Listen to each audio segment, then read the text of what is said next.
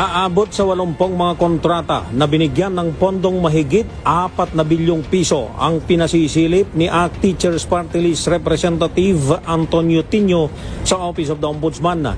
Ngayong araw ay nagtungo sa anti-graft body si Congressman Tino para hilingin kay Ombudsman Boying Rimulya na isama sa kanilang nagpapatuloy na investigasyon ang mga proyekto sa distrito ng anak ni dating Pangulong Duterte na si Davao City Representative Paulo Pulong Duterte. Kita na over 3 years ay umabot sa 51 billion pesos ang appropriations.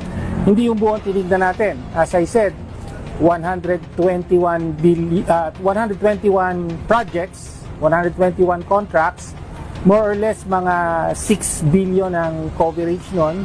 Tapos out of that, 80 yung sabi natin, dapat mas imbestigahan dahil may mga red flag, may mga marka ng anomalya ang mga ito.